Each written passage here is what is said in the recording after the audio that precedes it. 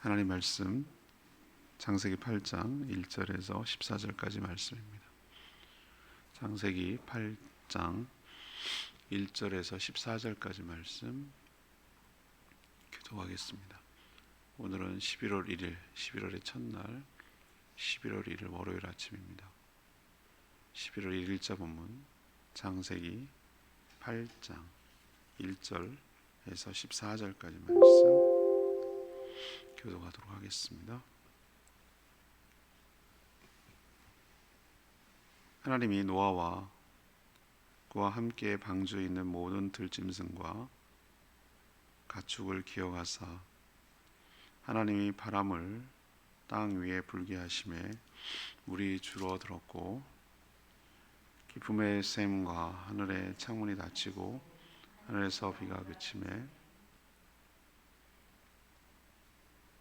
물이 땅에서 물러가고 점점 물러가서 150일 후에 줄어들고 일곱째 달 곧 그달 열일의 날에 방주가 아라랏산에 머물렀으며 물이 점점 줄어들어 열째 달 곧 그달 초하루 날에 산들의 봉우리가 보였더라. 40일을 지나서 노아가 그 방주에 낸 창문을 열고 까마귀를 내놓음에 까마귀가 물이 땅에서 마르기까지 날아 왕래하였더라. 그가 또 비둘기를 내놓아 지면에서 물이 들었는지 알고자 하매 온 지면에 물이 있으므로 비둘기가 발 붙일 곳을 찾지 못하고 방주로 돌아와 그에게로 오는지라. 그가 손을 내밀어 방주 안 자기에게로 받아들이고 또 7일을 기다려 다시 비둘기를 방주에서 내놓으며 저녁 때에 비둘기가 그에게로 돌아왔는데 그 입에 감람나무 새 잎사귀가 있는지라. 이에 노아가 땅에 물이 줄어든 것을 알았으며 또 7일을 기다려 비둘기를 내놓으며 다시는 그에게로 돌아오지 아니하였더라. 601년 첫째 달 곧 그달 초 하룻날에 땅 위에서 물이 거친지라. 노아가 방주 뚜껑을 제치고 본즉 지면에 물이 거쳤더니 둘째 달 20일의 날에 땅이 말랐더라.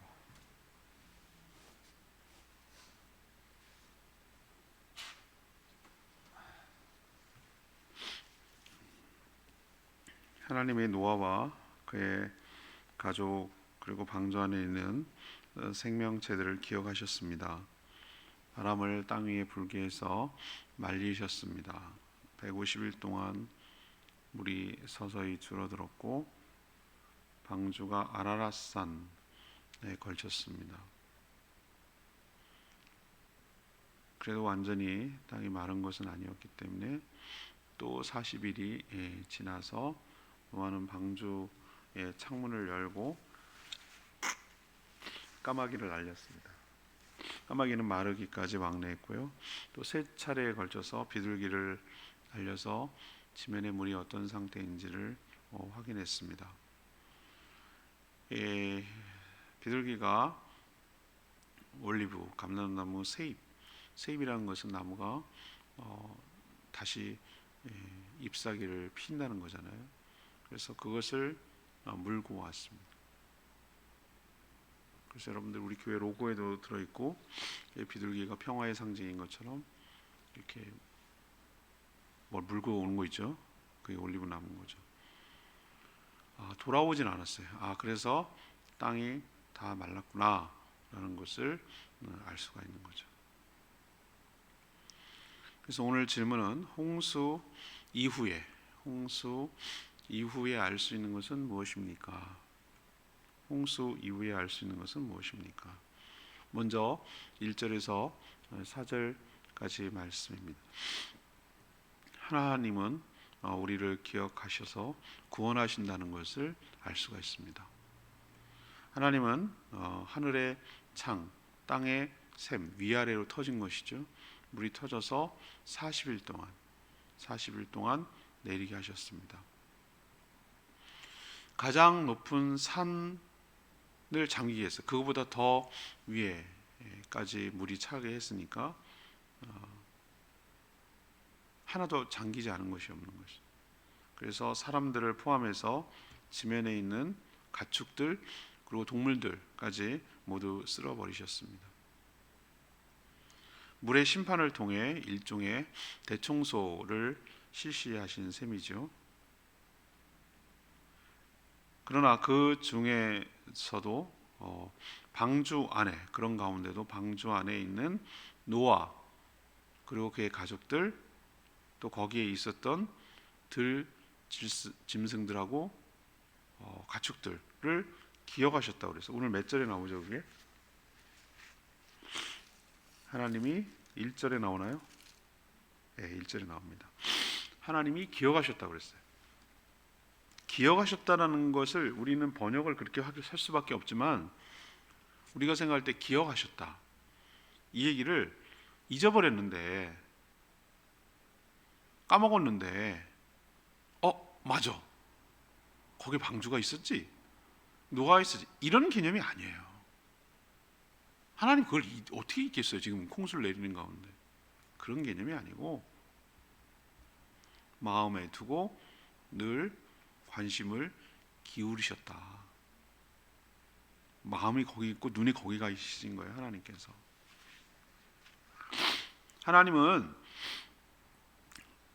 은혜는 약속을 기억하시는 것으로 시작이 돼요. 약속을 기억하시는 것으로. 어제 여러분 주일날 설교했듯이 하나님이 노아와 뭘 맺었다고 그랬죠? 언약을 맺었다고 그랬죠. 언약이라는 게 어떤 표현 때 쓰는 거죠? 우린 언약식 이런 표현을 애들 장난하는 것처럼 하는데 그런 개념이 아니고 하나님과 인간이 맺은 약속을 언약이라고 표현하는 거예요. 근데 사람 간의 약속은 엄청 많이 어겨요. 자기 자신도 약속을 어겨요.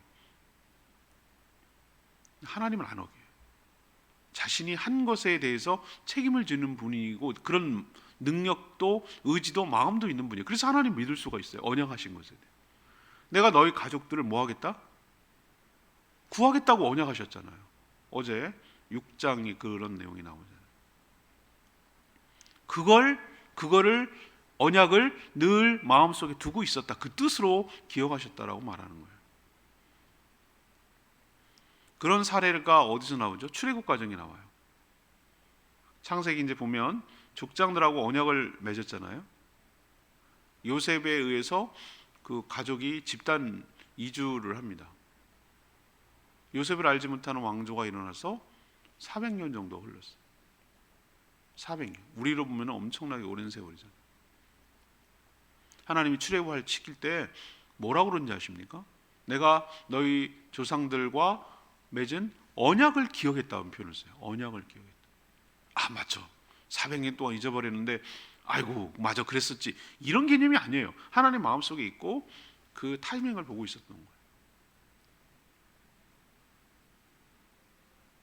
그와 같은 원리로 그 노아 방주 속에 있는 그 생명체들 노아의 가족들을 늘 구하시겠다는 당신의 그 언약을 마음속에 늘 간직하고 유심히 보고 그걸 어떻게 구원하실까를 생각하셨다. 지속적으로 그것을 기억하셨다 이렇게 표현하는 거예요.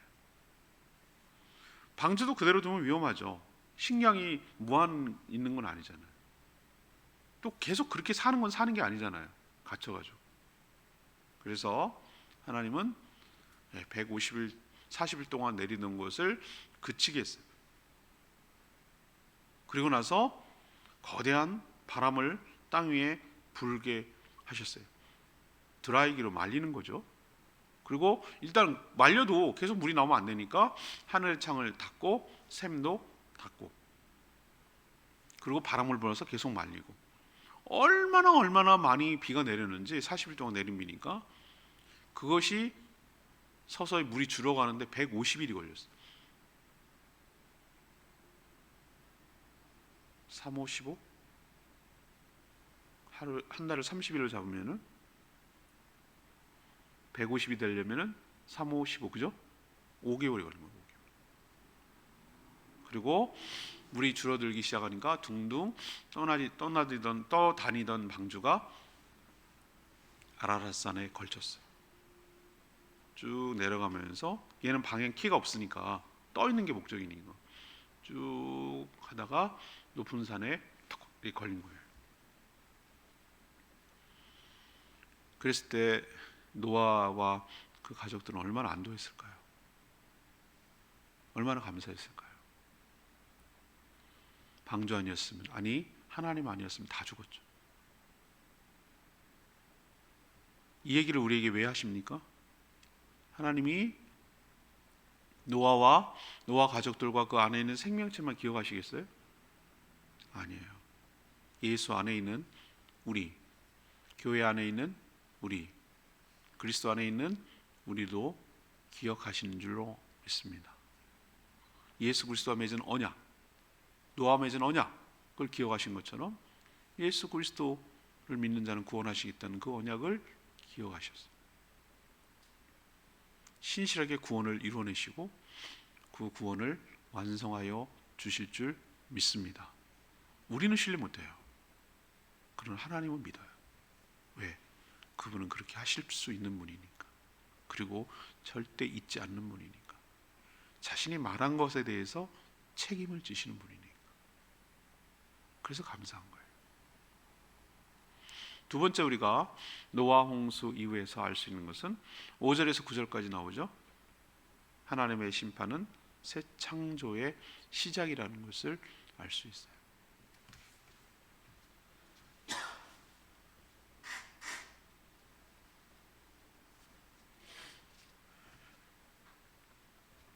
하나님이 내리는 홍수가 그치고 회복되는 과정을 보면 마치 이 데칼코마니처럼 겹칩니다. 데칼코마니 여러분 아세요? 옛날에 초등학교 때 미술 시간에 도화지를 한쪽 반을 접어가지고 이쪽에다 막 다양하게 막 물감을 칠해요. 그런 장난 안 해보셨어요? 그렇고 반 접은 거를 이쪽으로 딱 접어가지고 이렇게 눌러요. 그럼 어떻게 됩니까? 딱 펼쳐보면 이쪽에 묻은 것이 이쪽이 똑같이 대칭이 돼요. 사진 찍을 때 사진 중에서 멋진 사진 중에 반영 찍는 게 있어요. 물이 파도가 세면 안 돼요.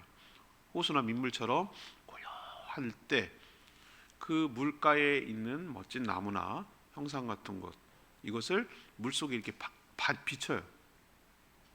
그것을 동시에 딱 포착을 하면은 접은 것처럼 물가에 비춰진 한라산의 모습이 얼마나 예쁜지 몰라요. 그걸 반영을 찍는다고 그래요. 그런 것처럼 이 홍수의 모습을 보니까 데칼코마니 같아요. 홍수가 시작되고 정점에 이른 것부터 또 이 내려가는 과정이 얼마나 이렇게 비슷하게 진행되는지 몰라요. 자, 하나님이 노아에게 홍수를 예고한 시점이 홍수 며칠 전이었죠?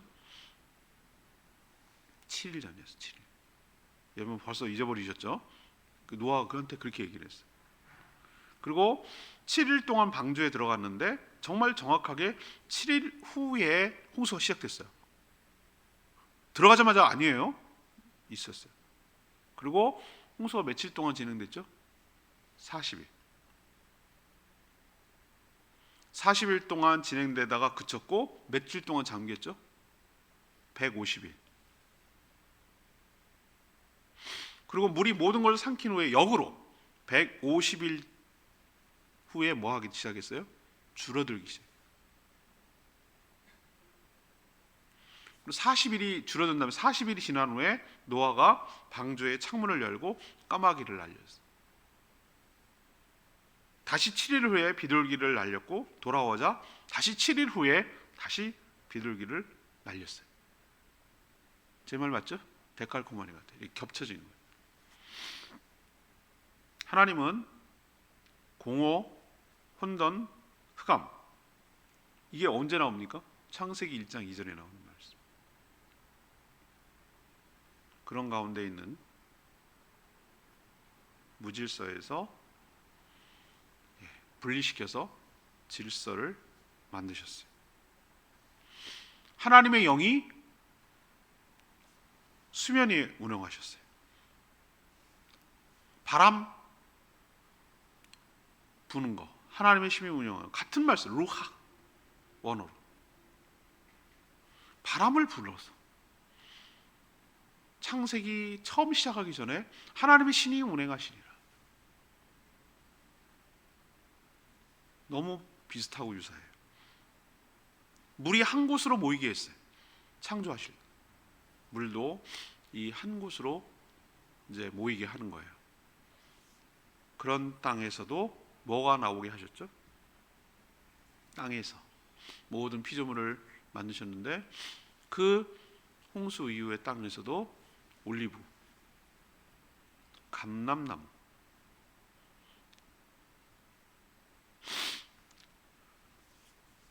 이제는 제가 번역할 때 우리나라 사람들이 전에는 올리브라는 말을 몰랐어요. 제가 어렸을 때만 해도 올리브라는 말이 뭔지 몰랐어요. 그냥 감람나무가 올리브라는 걸 나중에 알았어요. 어느 순간부터 뷔페에 갔더니 올리브 열매가 나오는 거예요. 이제는 올리브 나무라고 바꿔도 될 것 같아요. 다 알아들어요. 올리브 기름이 나오기 시작합니다. 아무튼 그 물에 150일 동안 잠겼고 150단 말려있다는 얘기는 엄청난 물속에 있었잖아요. 다 죽잖아요. 물이 썩어서 나무라도. 그런데 거기서 어떻게 살아나는지 생명력이 놀라워요. 하나님이 다시 살게 했어요. 살아나게 했어요. 새 잎사귀가 나왔다는 얘기는 생명이 작동하고 있다는 뜻이에요. 그 가운데서 희망을 보는 거예요. 소망을 보는 거예요. 이 올리브 나무는 무엇을 상징합니까? 하나님의 심판은 끝이 아니야. 지금 막 정점에 이르러서 파괴하는 것처럼 보이지만 그 끝이 나면 다시 새로운 창조를 시작하고 계시다는 거 보이세요? 모든 것을 쫙 파괴하는데 고저에 올랐지만 그 정점에 이르자 다시 회복하는데 또 그만큼 걸리시죠.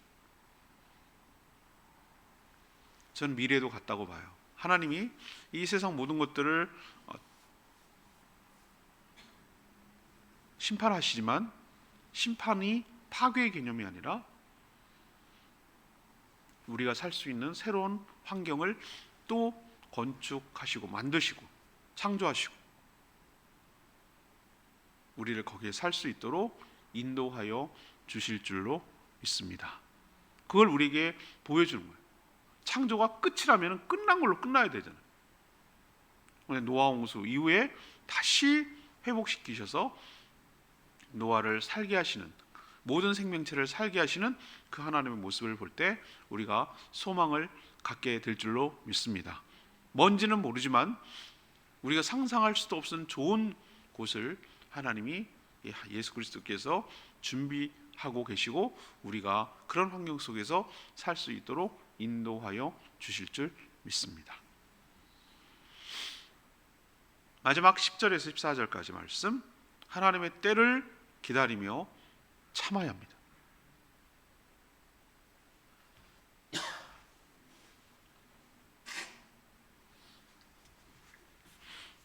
노아와 가족들, 들짐승들과 가축들이 방주 안에 있었던 기간은 1년이 살짝 넘습니다. 그걸 다 계산을 해보면 그래요. 공포 그 자체였을 홍수 기간에도 안전하게 방주 안에 있었고 비가 그친 후에도 물이 마르지 않았기 때문에 계속 방주에 있었어야 합니다. 여러분 어떤 마음이 드시겠어요? 얼마나 나가고 싶었겠어요? 코로나 확진자가 아니어도 확진자가 말할 것도 없고 그냥 밀접 접촉자 뭐 해외 갔다 오고 14일 동안 격리를 해야 한다고 하잖아요. 자기 집에 머물러 있어야 된다고도 말하고 뭐 어디 호텔에 있다고 하잖아요. 먹을 거 다 주잖아요. 전화 다 되잖아요. 인터넷 되고 텔레비전 나오고 그러면서 격리된 사람들이 한결같이 하는 말이 있어요. 야, 죄 짓고 감옥에 가면 안 되겠더라. 14일 동안 격리되고 나서 한다는 소리가 그 얘기예요. 14일, 고작 14일 해놓고 그 뭐 1년씩 15년씩 뭐 이런 사람은 뭐 어떻게, 그게 무서운 거지. 그게 감옥이지. 사람이 똑같은 환경, 처음에는 막 무섭고 막 비가 그렇게 내리면 얼마나 무섭겠어요. 그러다가 이제 다 그쳤어. 얼마나, 언제 끝난다는 거야. 얼마나 나가고 싶겠어요. 그냥 일상이 돌아오고 싶겠어요. 그러나 모든 그들은 믿음을 가지고 방주를 지어서 구원을 받았듯이 역시 믿음을 가지고 모든 물이 말라서 정상으로 돌아오고, 그때를 기다리는 거죠. 또 방주에 언제 들어가라 라고 말했던 하나님의 명령이 있었듯이 자기 마음대로 방주에서 나오지 않고 하나님께서 나오라, 가장 적절한 때에 얘기하실 테니까. 하나님은 우리보다 우리를 더 잘 아시고 이 상황과 환경을 우리보다 더 잘 아시니까 나오라고 할 그때 그 명령을 기다린 것이죠. 이런 믿음이 우리에게도 있어야 될 줄로 믿습니다. 주님 다시 오시면 좋죠. 이 모든 싹 쓸어버리고 새로 시작하면 좋겠어요. 천국 가면 천국이 이루어졌으면 좋겠어요. 근데 그건 내 마음대로 되는 게 아니라 가장 적절한 때에 적절한 방식으로 인도하시고 나오라고 하시고 이끌어 주실 줄 압니다. 그렇지만 노아가 가만히 있었어요? 가만히 있지도 않았어요.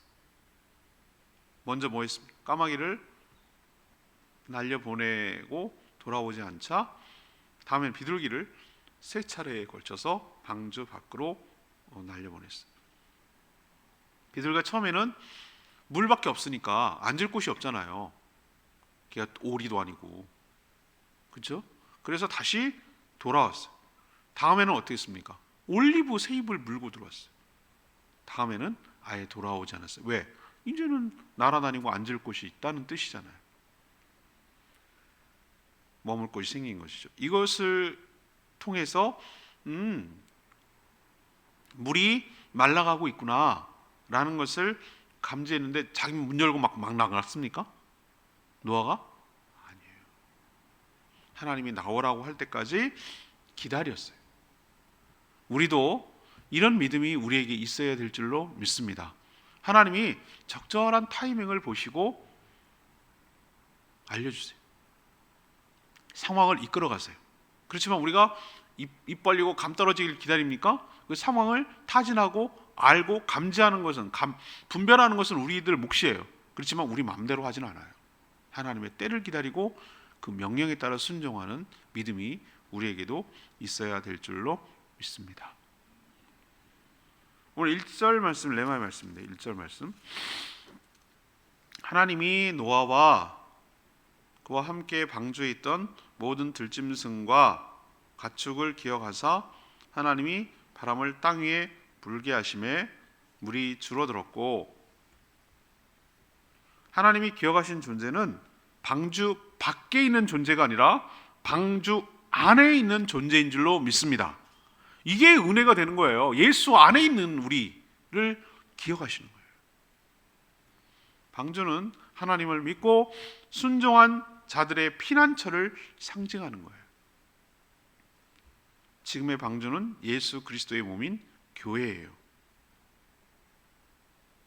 그리스도 안에 있는 자, 예수님 안에 있는 자는 예수님을 공경하는 걸 누구도 공격할 수 없듯이 예수 안에 있는 우리도 공격하지 못할 줄 믿습니다. 방주 안에 있는 자들에게 물이 침범하지 못했듯이, 내가 어제 설명했잖아요. 코페르, 코팅한다, 그렇죠? 덮는다고 그랬잖아요. 덮는다.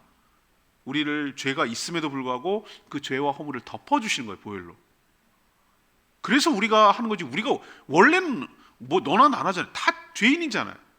근데 하나님께서 물이 침범하지 못하도록 방주를 한 것처럼 예수 안에 있는 우리들을, 죄가 있지요. 그럼에도 불구하고 예수 그리스도께서 대신 피값을 치러서 죄값을 치름으로 죄를 없다라고 믿는 자에게 의롭다라고 우리를 여겨주셨기 때문에 심판을 받지 않죠. 그래서 천국으로 인도할 수 있는 거죠. 정죄도 없고 하나님의 사랑에서도 끊을 수 없습니다. 방주 안에 있는 모든 생명체를 기억하셔서 홍수도 그치고 물도 마르게 하셔서 안전하게 구원하셨듯이 그리스도 안에 있는 우리를 기억하셔서 언젠가는 때가 되면, 지금 우리가 진행 중에 있는데 우리를 구원하시고 새로운 땅, 새히 피나는 올리브 생명체, 그 땅으로 우리를 안전하게 구원하시고 인도하여 주실 줄 믿습니다. 오늘 질문 뭐였어요? 홍수 이후에 우리가 알 수 있는 것은 뭐냐고 물었잖아요. 홍수 가운데도 첫 번째는 우리를 기억하셔서 구원하신다는 사실, 노아처럼. 두 번째는 심판이 끝이 아니라 새로운 창조의 시작을 알리는 것이라는 것. 모든 것이 파괴돼, 여러분 생각해 보세요. 모든 것이 파괴돼 갖고 물이 빠졌는데 나와봤더니 아무것도 없어. 그럼 여러분 거기 살겠어요? 거기? 아무것도 그냥 흙이야. 땅만 있어. 그거 못 살죠. 올리브가 세입이 났다는 것은 생명이 지면에서 작동이 된다는 거예요. 그래서 그러니까 살죠. 하나님이 우리를 죽음어 파괴하고 끝내는 것이 아니라 더 좋은 곳으로 인도하여 주실 줄 압니다. 세 번째는 뭐예요? 그럼에도 불구하고 분별은 하되 하나님의 때를 기다리고 참고 기다려야 될 줄로 믿습니다. 오늘 말씀 기억하면서 기도하기 전에 384장 찬양팀 384장 부르고 기도하겠습니다.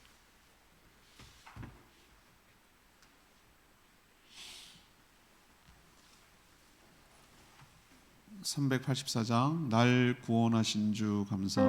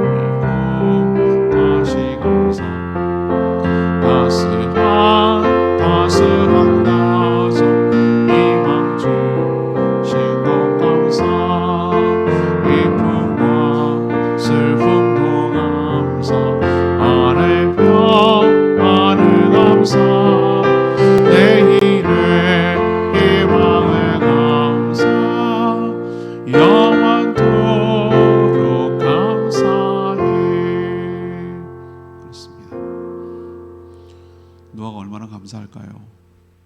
살았다. 다 40일 동안 내릴 때 얼마나 무서웠을까요? 배가 아라랏산에 딱 걸렸을 때 얼마나 안도했을까요? 하나님의 은혜구나. 하나님의 은혜구나. 하나님이 날 기억하셨구나. 언약을 기억하셨구나. 우리도 그리스도 안에 있는 자는 정죄함이 없고 그 언약을 기억하사 새로운 땅, 새로운 환경으로 인도하여 주실 줄 믿습니다. 그런 믿음을 가지고 살게 달라고 주여 외치며 기도합니다. 주여 하나님 날 구원하신 주 감사. 모든 것 주신 감사. 지난 추억이네 감사. 주내